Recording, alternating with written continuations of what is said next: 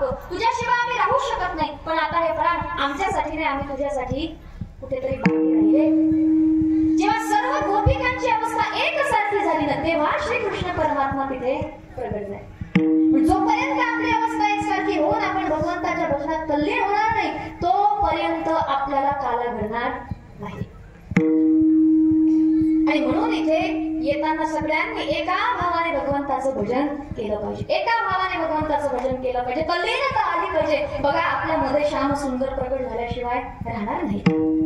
अशा पद्धतीने त्यांच्यासोबत काला केला आणि एक काला केला तो भगवंतांनी गोपाळांच्या सोबत केलेला आहे. आणि तो काला कसा केलाय परमेश्वरांनी, तर बघा, देवानी अशा या अनेक लीला केल्या. काल्यासाठीच देवानी सगळे उद्योग केले बरं का, काल्यासाठीच केले. याच्या त्याच्या घरी जाऊन लोण्याची चोरी, याच्या घरी काय लोणी कमी होतं का? 9 लाख गाई नंतर बाबाच्या, याच्या घरी खायला काही कमी होतं का? एकुलता एक होता, काही म्हातार वयात झालेला, किती लाड झाले असतील त्याचे, पण कमी नव्हती. पण देवाला लीला करायची आहे ना, काला करायचंय ना. परमात्मा एकेकाच्या घरी जाऊन त्या ठिकाणी नवनीताची चोरी करतोय. नुसतं चोरी करत नाही ना माझ्या, चित्ताला त्या ठिकाणी भगवंताची तशी ओढ लागली पाहिजे, सदा सर्वकाळ त्याच्यामध्ये आपण गुंतून राहिलो पाहिजे. म्हणून त्या ठिकाणी देवाने नुसतं चोरी केली नाही, त्याच्यासोबत काही काही लीलाही करून ठेवल्या, भानगडीच्या करून ठेवल्या.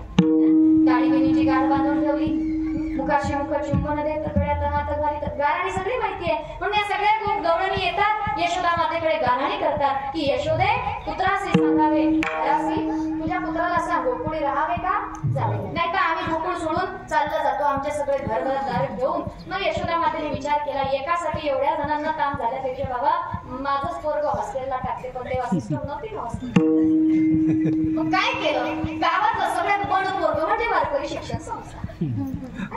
लोक सरळ म्हणतात, तुमच्या संस्थेत पोर आहेत का, असतील ना तर आमच्या गावात लयच बंड पोरग आहेत, काही केलं ऐकत नाही, घेऊन जातो तुमच्याकडे.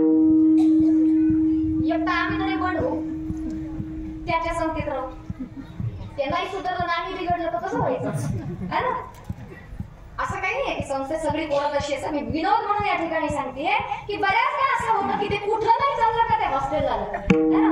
मग त्या ठिकाणी यशोदा मातेला फारच वाईट वाटलं, काय करावं. देवाने त्या ठिकाणी लीला केली, पुढची लीला करायची. मग भगवंत म्हणतात, आई या सगळ्या गोपिका येतात तुझ्याजवळ गाराणी सांगतात, घेणं ना देणं माझा या ठिकाणी गाराणं करत राहतात. यांनाच वाटतं मी यांच्या गोडी घ्यायची, कशाला आपली दारू उघडी ठेवावी, कशाला आपले पत्ते सांगून जावे, कशाला आपलं कार्ड देऊन जावं, हे सगळे उपद्रव करून ठेवतात. आता मला असं वाटतं, मला कार्ड दिलंय तर फोन लावलं पाहिजे, हाय नंबर बोललं पाहिजे, गरुगळ दिसलं तर जाऊन विचारलं पाहिजे, तसं जातो म्हणे मी, आणि या येऊन तुझ्याकडे गाराणं करतात. आता या गावाची लीला वेगळीच आहे. सांगितलं म्हणे आता मला पण काही सहन होईना, काय करायचं म्हणे, आपल्या गाई घेऊन मी या ठिकाणी आता वनामध्ये जाईल. गाई घेऊन वनामध्ये जाईल. यशोदा माता म्हणते, बरं झालं बाबा, माझ्या डोक्याचा ताण गेला, सगळ्या गाई घे आणि वनामध्ये जा. बछडे घेऊन त्या ठिकाणी वनामध्ये जा. आई साहेबांनी दुसऱ्या दिवशी सकाळी उठवलं, मस्तपैकी छान कन्हैयाचा शृंगार केला, मस्तपैकी एक काठी दिली हातामध्ये, शिदोरी बांधून दिली.